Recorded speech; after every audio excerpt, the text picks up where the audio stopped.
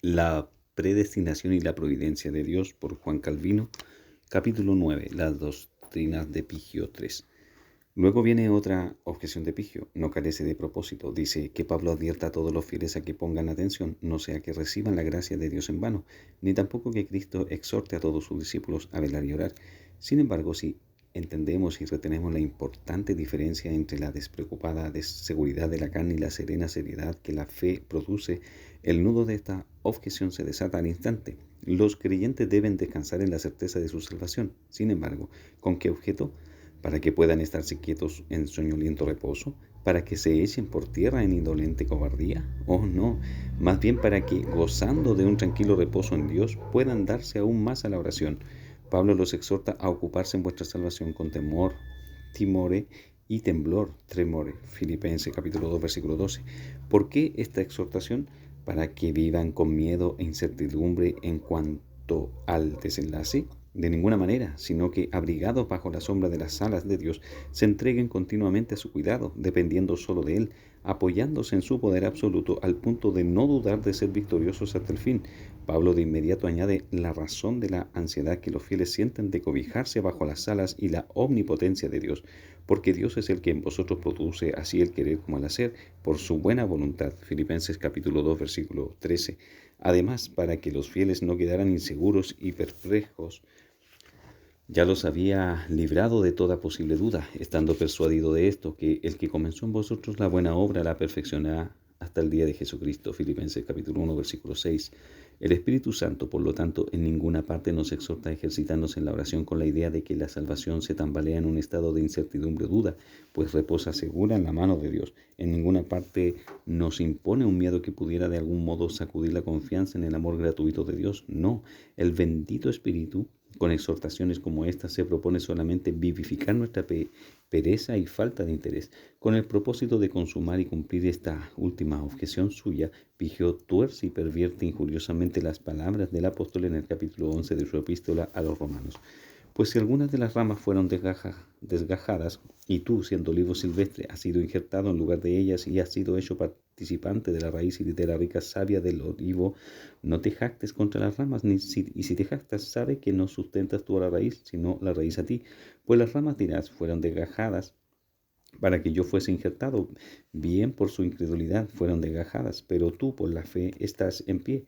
No te ensoberbezcas, sino que teme, porque si Dios no perdonó las ramas naturales, a ti tampoco te perdonará. Mira pues la bondad y la severidad de Dios. La severidad ciertamente para con los que cayeron, pero la bondad para contigo, si permaneces en esa bondad, pues de otra manera tú también serás cortado. Romanos capítulo 11, versículos 17 al 22.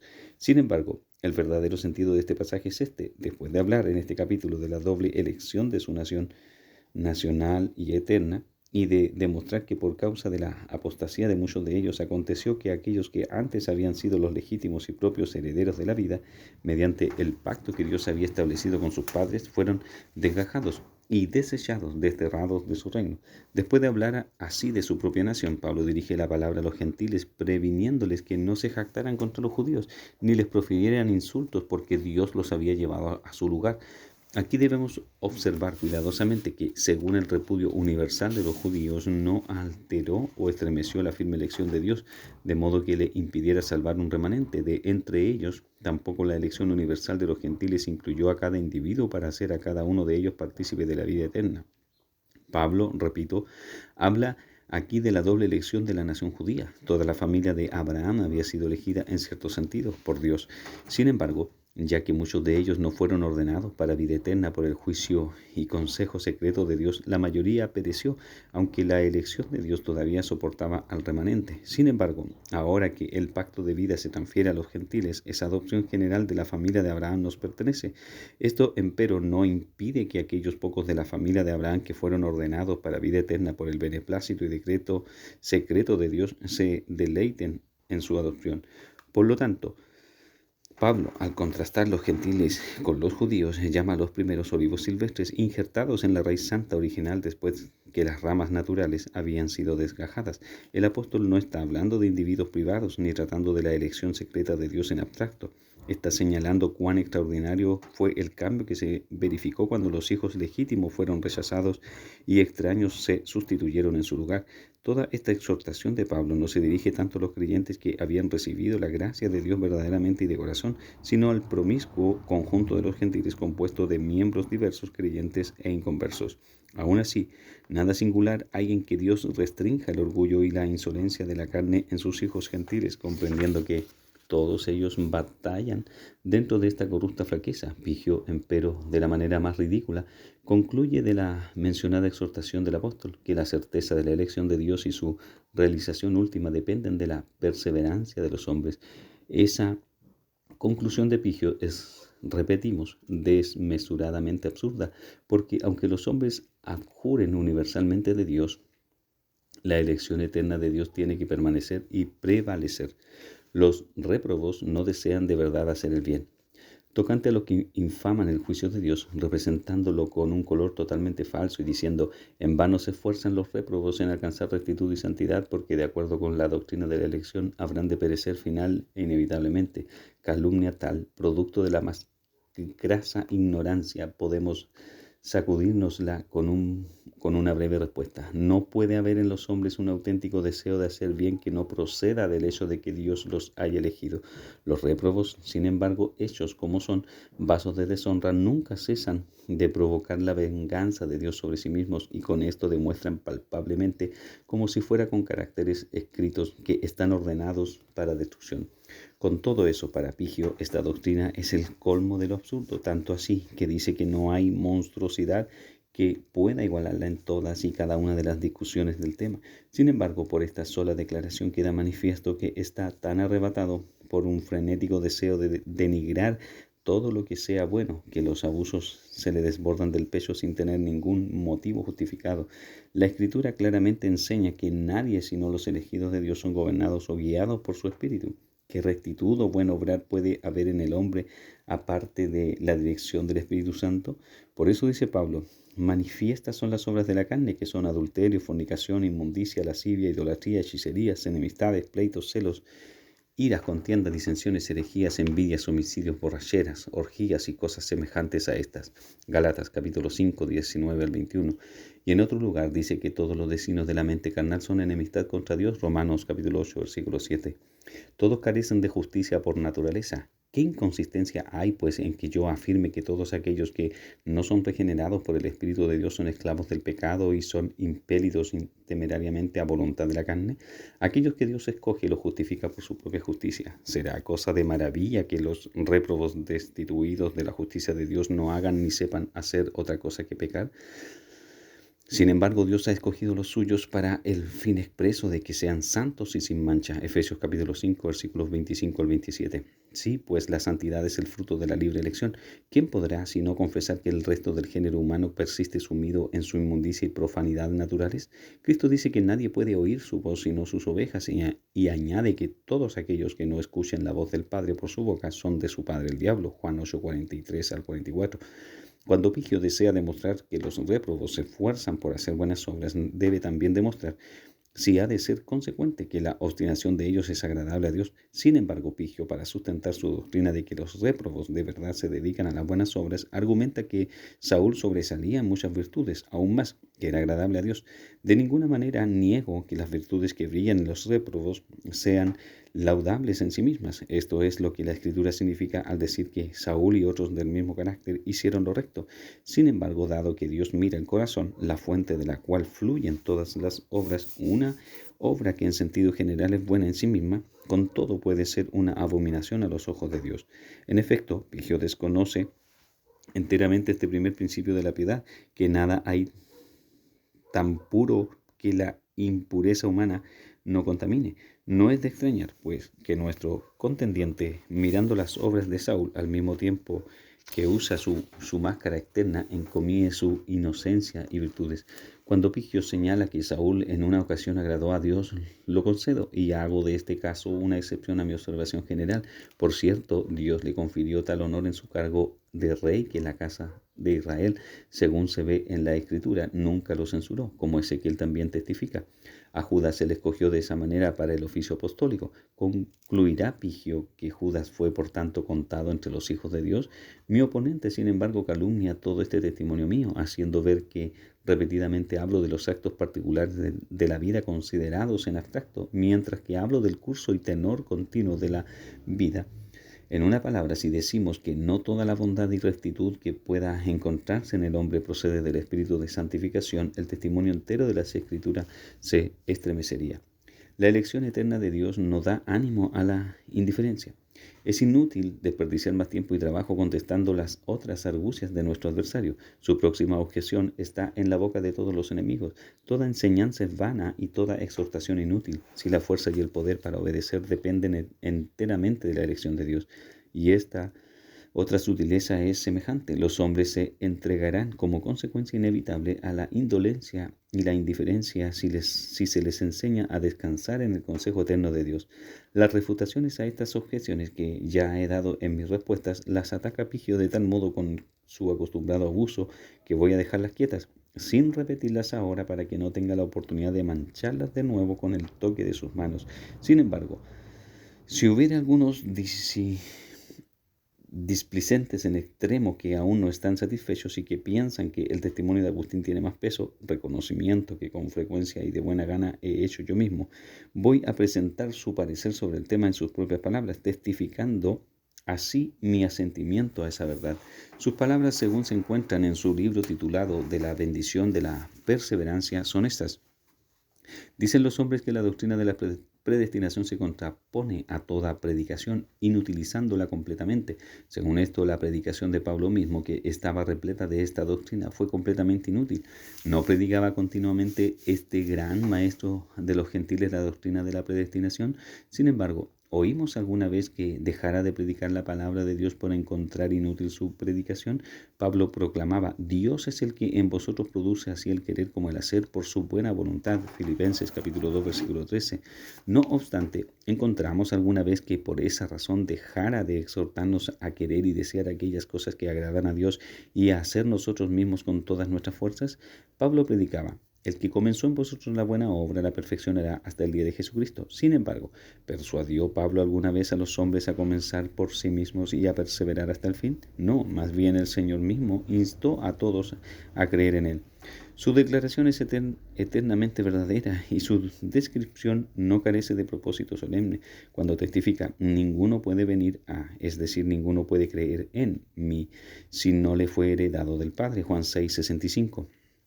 Ni tampoco, por otro lado, es vana la exhortación del Señor a creer, porque su descripción de los que creen es verdadera. ¿Cómo puede decirse que la doctrina de la predestinación se contrapone a la predicación, la exhortación y la corrección y que las inutiliza, cosas que la Escritura tan frecuentemente emplea cuando la misma Escritura habla tanto de la predestinación? Un poco más tarde el Santo Padre observa: aquellos a quienes les es dado oyen estas cosas y las hacen, pero aquellos a quienes no les es dado no las hacen, las oigan o no las oigan. Tampoco, por tanto, ha de suspenderse la predicación de la fe fructífera y perseverante por causa de la necesidad de predicar la predestinación, a fin de que los hombres por la predicación de la fe oigan qué cosas deben hacer y que a los que les es dado las hagan.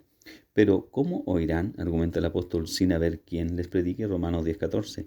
Tampoco se ha de reprimir la predicación de la predestinación por la necesidad de predicar una fe productiva que persevere hasta el fin, para que el que vive en fe y obediencia no se gloríe en su obediencia como si fuera suya, sino don de Dios, como está escrito: el que se hubiere de alabar, alábese en el Señor.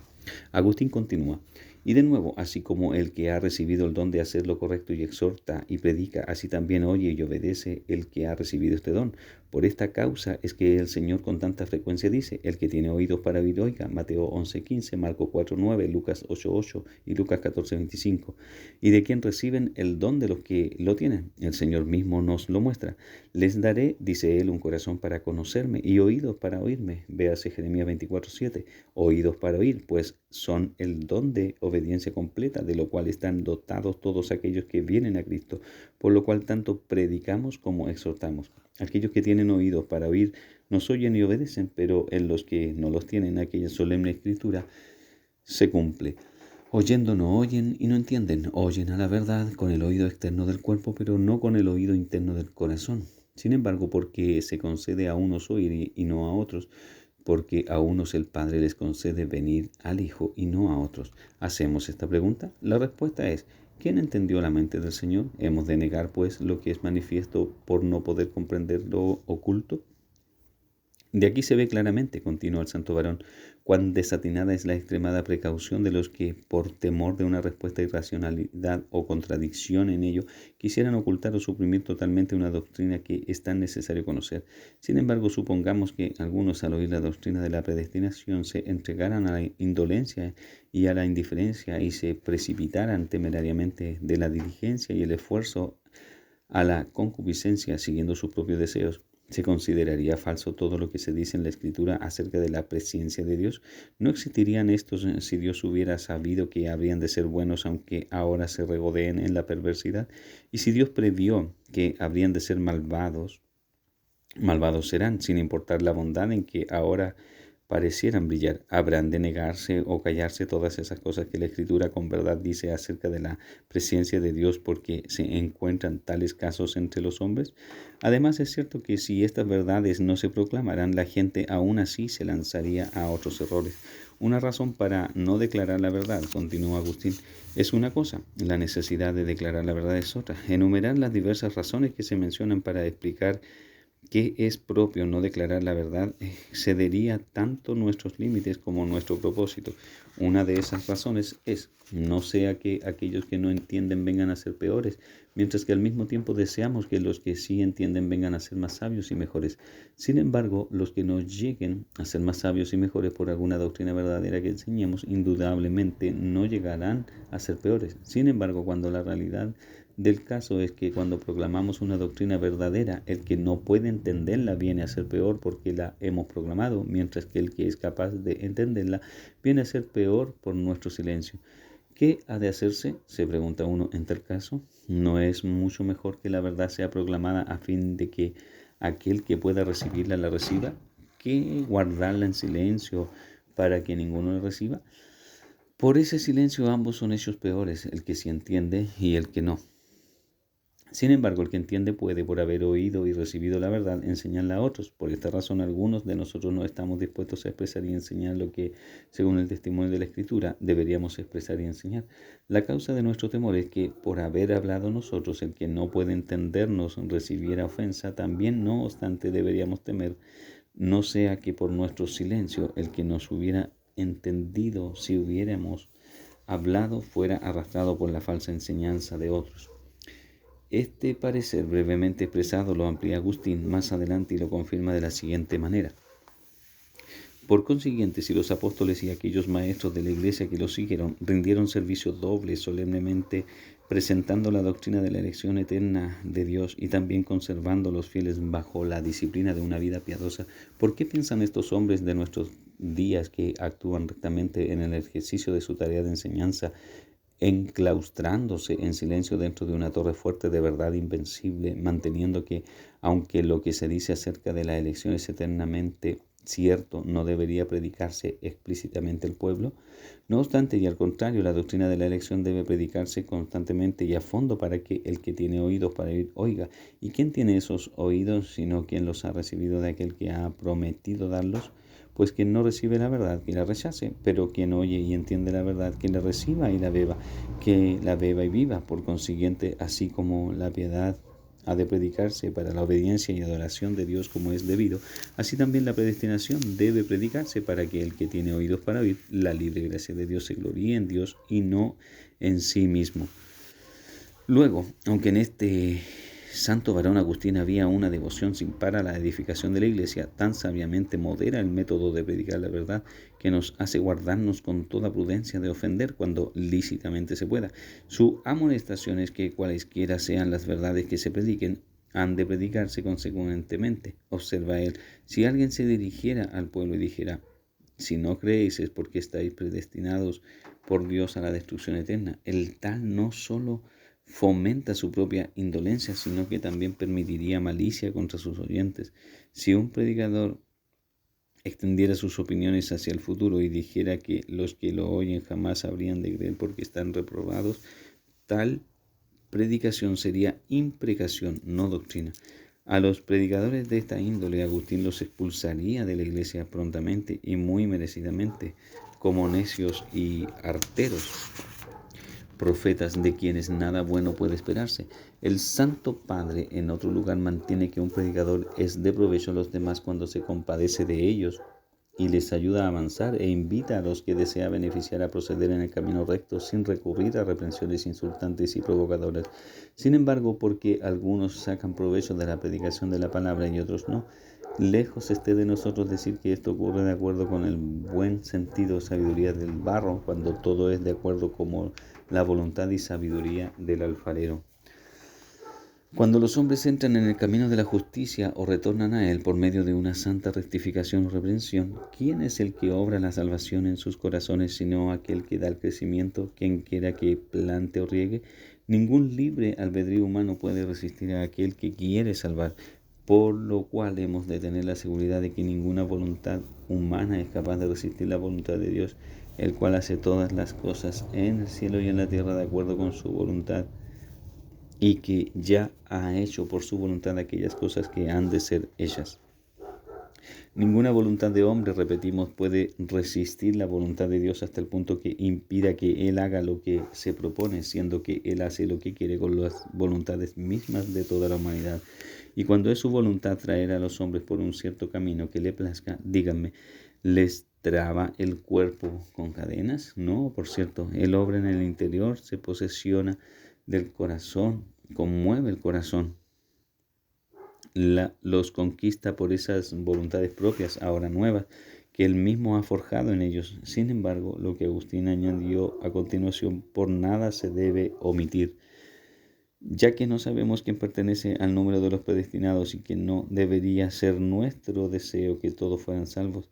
De aquí que habremos de desear hacer partícipes de la paz que nosotros gozamos a todos cuantos encontremos en el camino. Sin embargo, aún así, nuestra paz reposará sobre los hijos de paz. Por lo tanto, hasta donde nos concierne la corrección sana y aún severa, siempre la usaremos como medicina para con todos, tanto para salvarlos de perecer como para impedir que sean la causa de la perdición de otros.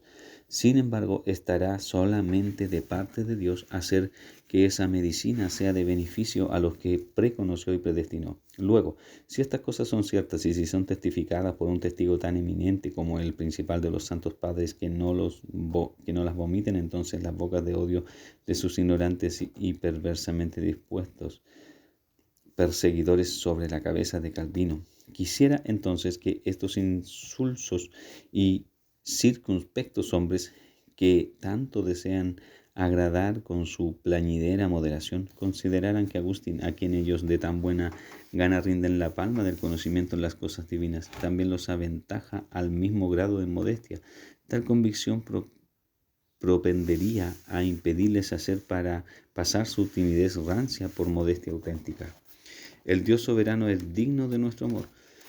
Permítame ahora ocuparme de Pigio un poco más. Mis lectores deben tener presente 3 detalles especiales y sucintos. Primero, que cualquier montaña de absurdos que apile para lanzar contra mi doctrina con la intención de suprimirla no va dirigida tanto a mí sino a Dios mismo. En segundo lugar, a fin de arrebatarme de las manos aquellos pasajes de la escritura que me asisten, exhibe asimismo un ignorante frívolo, dejando ver que no puede defender su propia causa de otro modo que corrompiendo y trastornando completamente la Biblia. Por último, se precipita con gran temeridad a tales extremos de desfachatez que invoca sin titubeos a Agustín mismo como autoridad que garantice sus disparates. Si Dios, así arguye este indigno y atrevido mortal, creó hombres para destruirlos, no es digno de que se le ame. Esas pobres criaturas que fueron privadas de la vida eterna antes de nacer merecen compasión más que castigo. Si los testimonios de este irreverente ser intenta estremecer fueran los míos, estaría él luchando contra un hombre mortal. Sin embargo, como es Dios mismo a quien insulta y reprocha, no me avergonzaré de aplicarle 100 veces la solemne amonestación del apóstol: oh hombre, ¿quién eres tú para que alterques con tu hacedor? Ese miserable mortal está sintiendo ahora, y todos sus compañeros habrán de experimentar en el futuro, las consecuencias de los reproches que con inmundas y profanas bocas se lanzan a Dios. Tales reproches se frustran y caen por el peso de su propia malicia mucho antes de llegar al cielo. Su único curso seguro es volver con todo su peso sobre las cabezas de los que los profieren. Permítaseme presentar solo un espécimen de la manera en que la repugnante locura de este rebelde adultera la Escritura, trastorna y despedaza el capítulo 9 de la epístola de Pablo a los Romanos del modo siguiente: la elección no defiende de que los hombres abran sus ojos, no depende. Al comenzar, para ahorrarse el trabajo y la molestia de desatar el nudo gordiano, él lo corta por la mitad, a su parecer. Con esta palabra dice que Israel fue escogido por Dios, pero no todos los israelitas, porque dice: no todos los descendientes de Israel representaban de veras a su padre Israel, el cual recibió ese nombre porque vio de aquí. Concluye el que la elección de Dios ni se hace real ni se ratifica en nadie, sino en aquellos que abren los ojos. Sin embargo, este preeminente maestro de despejada mirada, cuando interpreta el nombre Israel, se muestra rematadamente ciego, intentando en vano hacer una punta aguda de un grosero tronco. Entre tanto, este ciego instructor no piensa en el hecho de que Israel, el de los ojos abiertos, según su lúcida interpretación, abrió los ojos por la gracia peculiar de Dios, pues fue escogido por Dios estando aún en el vientre de su madre. Nadie más posee ojos para ver a Dios o su verdad, sino aquellos cuyas mentes Dios mismo ilumina por su Espíritu y son considerados dignos de la luz de su Espíritu. Solamente aquellos que Dios adoptó para sí mismo cuando estaban todavía en su ceguera y a quienes hace hijos suyos. Dios no es un padre indulgente. Entonces Pigio, como una bestia salvaje que se ha escapado de su jaula, se precipita saltando sobre todas las verjas en su camino, emitiendo opiniones como estas: la misericordia de Dios se extiende a cada uno, pues Dios desea que todos sean salvos, y ya ese fin está a la puerta del corazón y llama, deseando entrar. Por lo tanto, antes de la fundación del mundo, escogió a aquellos que él sabía habrían de recibirlos. Sin embargo, Dios no endurece a nadie, excepto por su paciencia, de la misma manera que padres demasiado mimosos perjudican a sus hijos por una indulgencia excesiva.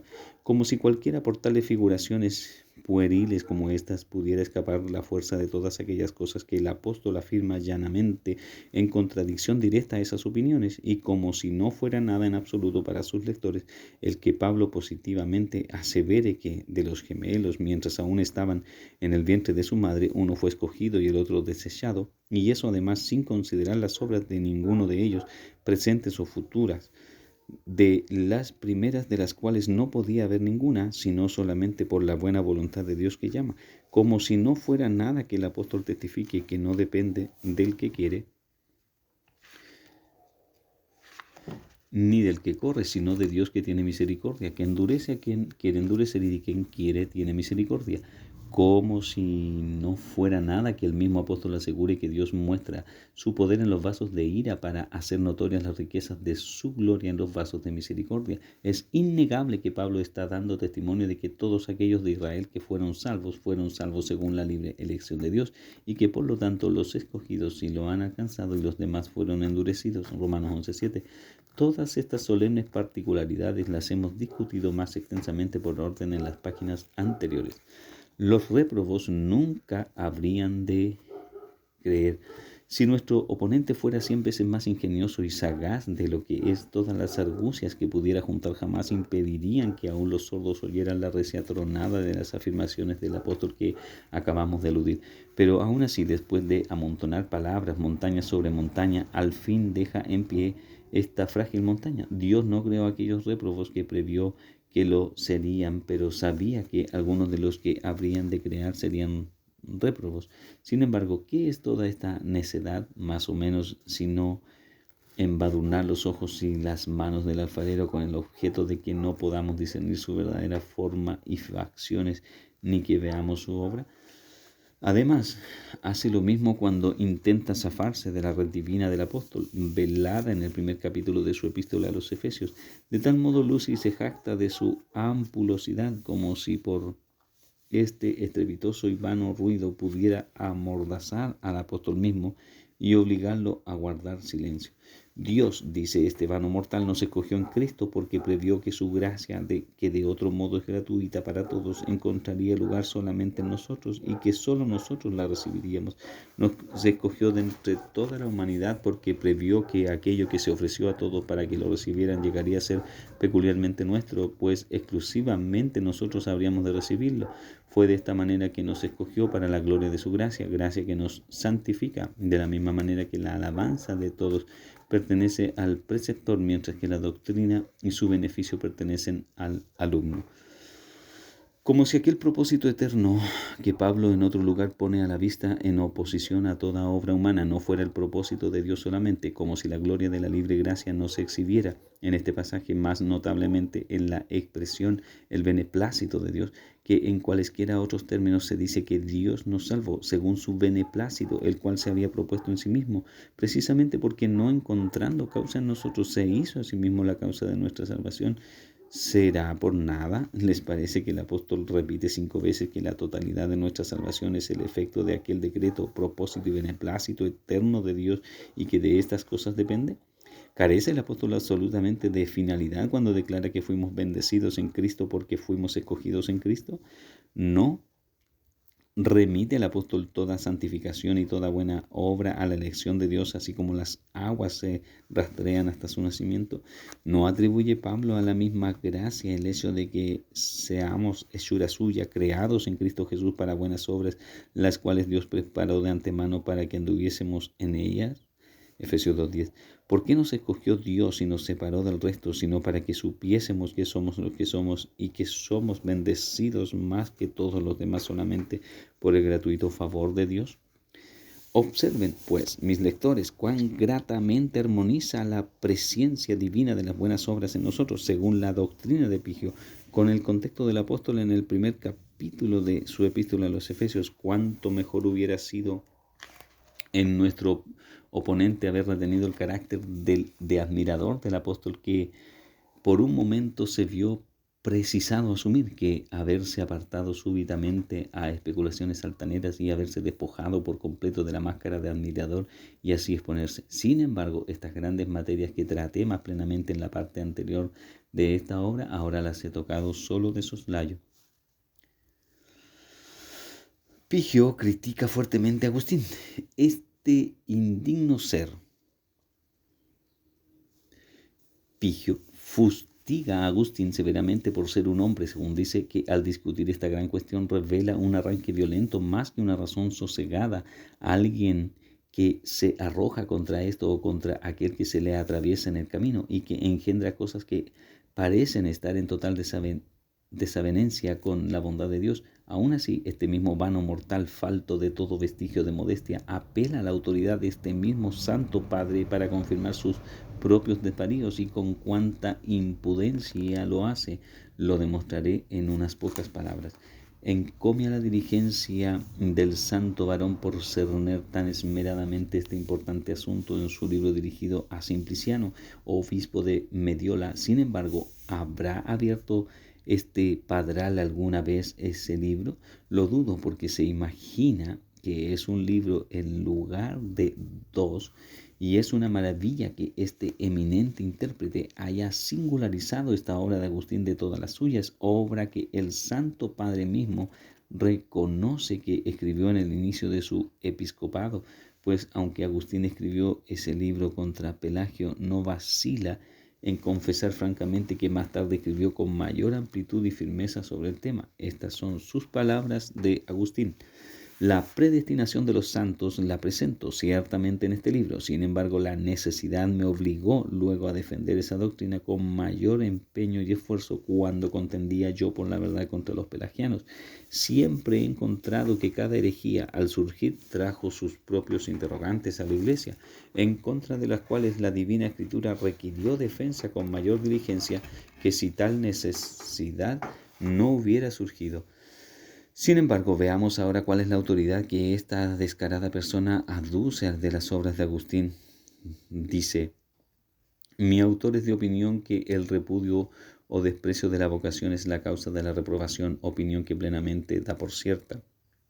El hecho es que el sentido de Agustín es precisamente lo contrario. En su libro titulado Reminiscencia dice: una vez me afané mucho por el libre albedrío del hombre hasta que la gracia de Dios me venció al fin. Sin embargo, he de omitir aquí lo que además dice en el libro en cuestión y en otros lugares que he citado anteriormente, donde explica sus pareceres, cosa que es de más valor para los fieles, por lo menos que 1000 opiniones de Pigio o de cualquiera otra o a él semejante.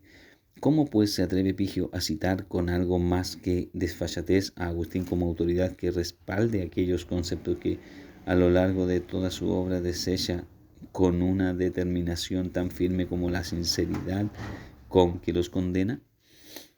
Pero a fin de no llevar estas observaciones demasiado lejos, nada más señalo que las autoridades de Pigio aduce están, por cierto, en la mencionada obra de Agustín, pero el hecho es que se les refuta en la misma página en que aparecen, arguye Agustín.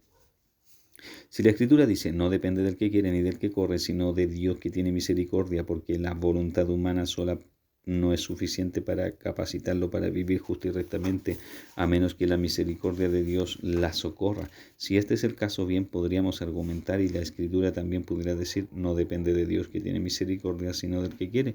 Según esto, la misericordia de Dios no es suficiente, a menos que la socorra la anuencia de nuestra voluntad. Sin embargo, la verdad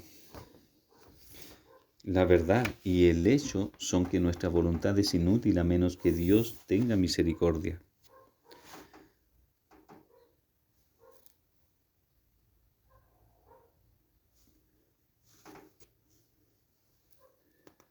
Pero ¿cómo podrá decirse: yo no sé, que el que Dios tenga misericordia es inútil a menos que nosotros también queramos? Si Dios tiene misericordia, nosotros a buen seguro tendremos voluntad, porque la naturaleza misma de esa misericordia, cuando se manifiesta,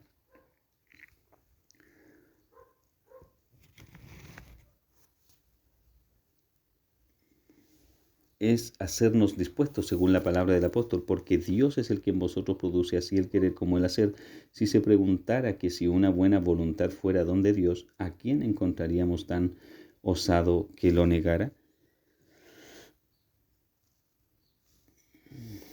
Poco después Agustín llega a esta conclusión: por consiguiente, la verdad es que no depende del que quiere ni del que corre, sino de Dios que tiene misericordia, porque aunque Dios llama a muchos, tiene misericordia solo de aquellos a quienes así llama, a fin de hacer ese llamado efectivo en ellos para que lo sigan. Luego sería totalmente falso que alguno dijera: no depende de Dios que tiene misericordia, sino del que quiere, porque Dios no tiene misericordia ineficazmente o en vano. De quien quiera que Dios tenga misericordia, a ese llama de tal manera que el llamado sea eficaz y así no repulse a aquel que llama.